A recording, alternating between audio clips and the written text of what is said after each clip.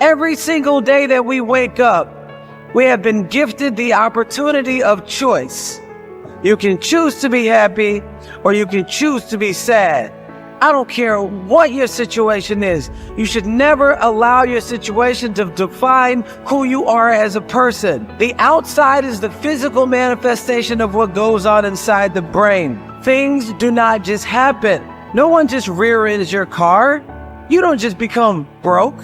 Broke is a mindset. Things don't just happen. Your pocketbook is not just below balance or on zero. You're not just overweight, just by chance you're just overweight. Things don't just happen. Your words can trip you.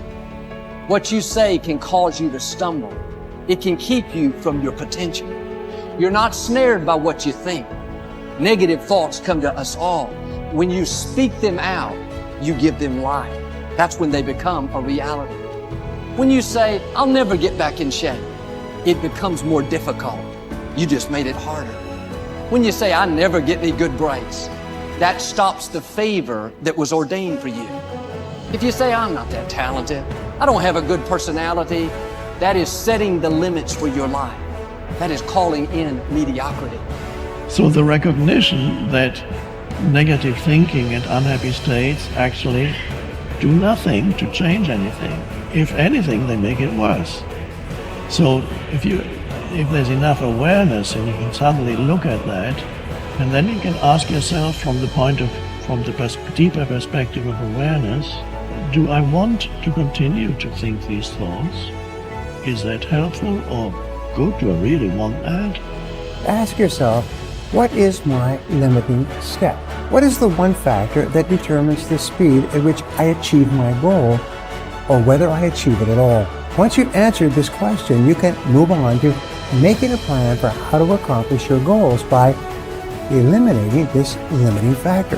Your ability to identify your limiting step is one of the best demonstrations of your intelligence, and your capacity to eliminate this limiting step is one of the best demonstrations of your overall competence in achieving anything you want. It's our thoughts that are manifesting this world. Now you could say that's a spiritual thing, and now I say not only is it spiritual, now it is fundamental basic science of the universe. And it says then the thoughts are creative. Well, if the thoughts are creative, then who is having the thought? And you start to realize I'm having the thought. Well, then the truth is simple. As Richard Con Henry said, you are creating this world with your mental activity and your spirituality combined. And then all of a sudden it says, well, then if I'm creating the world, then my original belief that when things didn't go right, I was a victim. The universe wasn't supporting me. You know, it's like, oh, I try so hard and the universe is not giving me things. It turns 180 degrees around. And it basically says this, we are creating this world. And then I say your mind is creating this world. Although you cannot change conditions or circumstance, you don't have to let them control you.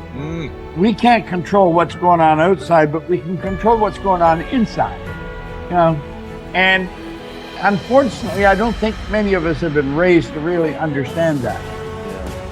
And it's a lack of understanding that's causing all our problems. We are the only creature on the planet that's totally disoriented in our environment.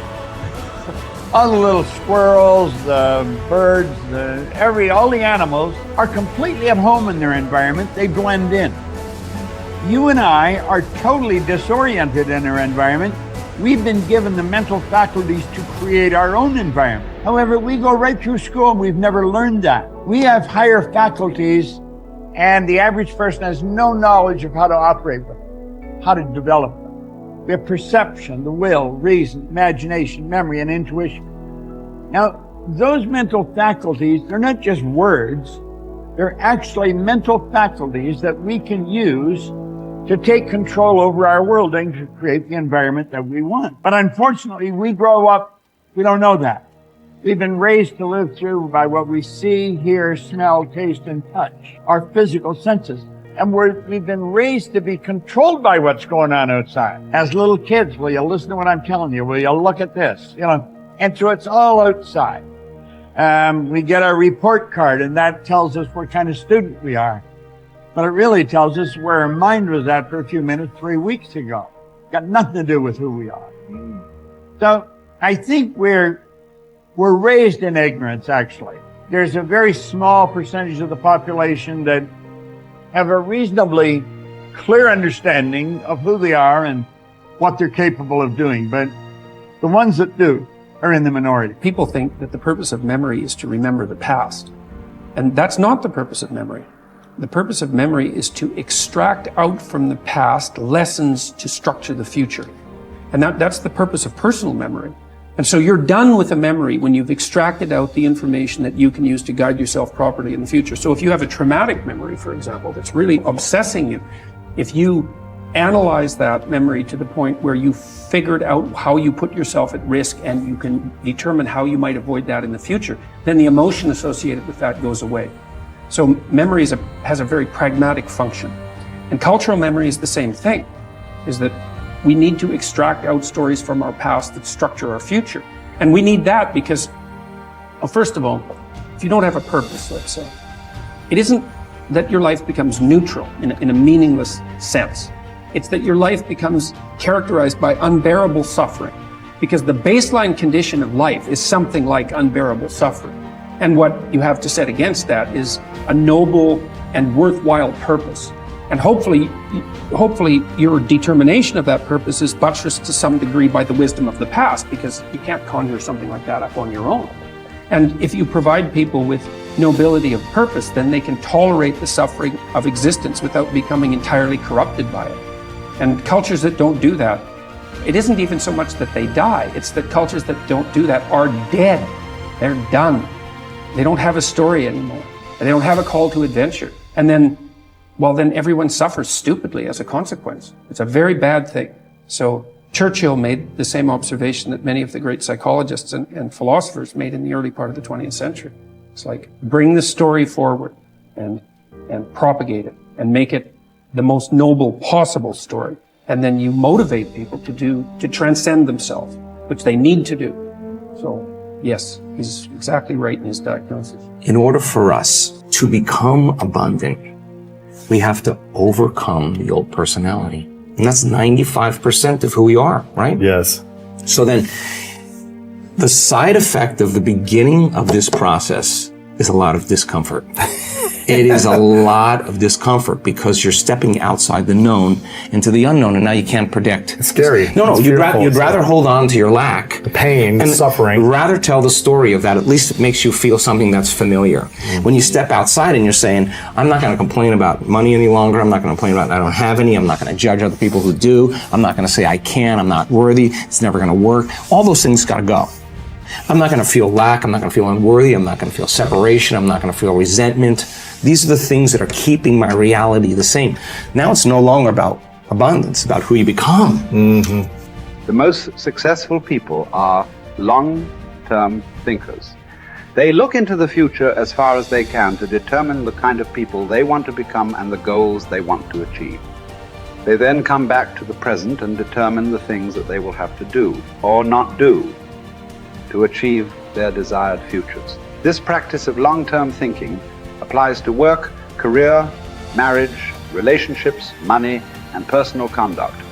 Successful people make sure that everything they do in the short term is consistent with where they want to end up in the long term. They practice self-discipline at all times. You see this willingness to sacrifice in people who spend many hours and even years preparing, studying, and upgrading their skills to make themselves more valuable, so that they can have a better life in the future, rather than spending most of their time socializing and having fun in the present. Your ability to think, plan, and work hard in the short term, and to discipline yourself to do what is right and necessary before you do what is fun and easy, is the key to creating a wonderful future for yourself. Your ability to think long term is a developed skill. As you get better at it, you become more able to predict with increasing accuracy what is likely to happen to you in the future as the result of your actions in the present. This is a quality of the superior thinker. The common denominator of success was that successful people make a habit of doing the things that unsuccessful people don't like to do. And what were these things? It turned out that the things that successful people don't like to do are the same things that failures don't like to do either. But successful people do them anyway because they know that this is the price they have to pay if they want to enjoy greater success and rewards in the future. Successful people are more concerned with pleasing results, whereas failures were more concerned about pleasing methods. Successful, happy people were more concerned with the positive, long-term consequences of their behaviors, whereas unsuccessful people were more concerned with personal enjoyment and immediate gratification. The top people were those who were more concerned with activities that were goal-achieving, whereas average people were more concerned with activities that were tension-relieving